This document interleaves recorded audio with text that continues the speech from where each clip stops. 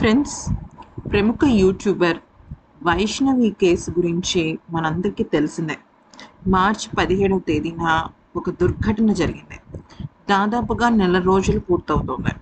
అయితే ఈ కేసుకి సంబంధించి ఎటువంటి విషయం ప్రకటన రాలేదు. అంటే ఈ దుర్మార్గుడు హరిబాబు ఎవరైతే ఉన్నాడో వాడిని అసలు చంపుతారా లేదా, వాడికి మరణశిక్ష ఖాయమైందా లేదా, వాడితో పాటు ఎంతమంది ఉన్నారు, ఇలాంటి పూర్తి విషయాలు పోలీసులు మనకి చెప్పినప్పటికీ కూడా వాళ్ళకి వేసే శిక్ష విషయంలో మాత్రం ఒక క్లారిటీ లేదు.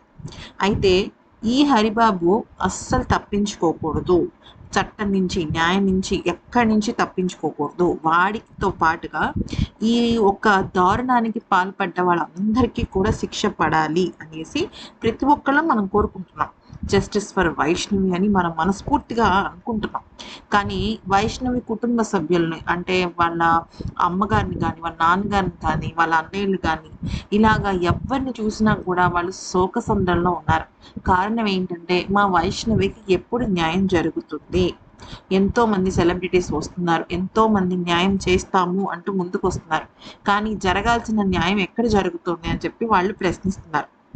అయితే ఈ నేపథ్యంలో మనం ఒక విషయాన్ని గమనించాల్సింది, అలాగే ఒక శుభవార్త అనుకోవచ్చు ఇది. అది ఏంటి అంటే, ఇప్పుడు ఒక కేసు పడింది అనుకోండి, ఒక దోషికి వాడు బయటికి తప్పించుకునే అవకాశం ఉంటుంది, చట్టం నుంచి కానీ న్యాయం నుంచి కానీ. అంటే మన న్యాయశాస్త్రంలో ఉన్న లోటుపాట్లకి ఉపయోగించుకుని. అదే ఒక వ్యక్తి మీద ఒకటి కాదు, రెండు కాదు, వరుసగా వాడు చేసిన పాపాల చిట్టాని కేసులకు మీద కేసులుగా బనాయించారనుకోండి, సెక్షన్ల మీద సెక్షన్లుగా, వాడు బయటికి రావడం కాదు కదా, ఇమ్మీడియట్గా వాడికి మరణశిక్ష పడుతుంది.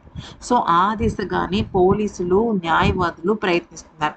ఎందుకనంటే ఇప్పుడు వైష్ణవిని చంపాడు, గర్భంతో ఉన్న మహిళను చంపాడు, చంపే ముందు గృహహింస చేశాడు, ఇలాంటి ఎన్నో చట్టాలు ఉన్నాయి కదా. వీటితో పాటుగా ఇంకా కొన్ని విషయాలు వెలుగులోకి వస్తున్నాయి. అంటే ఈ హరిబాబు ఒక్కడే ఆవేశంతో చేయలేదు, ఎవరో రెచ్చగొడితే చేయటం కాదు, వీడికంటూ పుట్టిన దుర్బుద్ధి ఇది.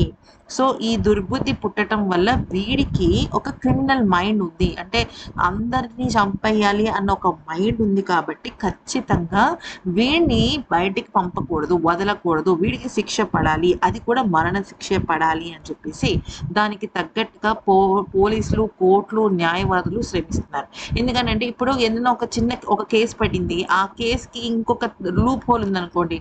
ఉదాహరణకి 18 ఏళ్ల లోపు వాళ్ళు ఏదైనా తప్పు చేశారనుకోండి, వాళ్ళు ఎంత పెద్ద తప్పు చేసినా కోర్టు దృష్టిలో మన న్యాయ శాస్త్రం, మన శిక్షా స్మృతులకు సంబంధించి వాళ్ళని వదిలేస్తారు. సో అలాగ అవ్వకుండా హరిబాబు మీద మొత్తం వాడు చేసిన తప్పులన్నీ కూడా యముడి దగ్గర చిత్రగుప్తుడు రాస్తాడు చూసారా, అలాంటి చిట్టా అంతా రాసి వాడిని అసలు బయటికి రావడం కాదు కదా, ఆ కళని కూడా తీసేయడానికి మన పోలీసులు ప్రయత్నిస్తున్నారు. సో తొందరలోనే వీడి మరణ వార్త వింటాం మనం ఖచ్చితంగా.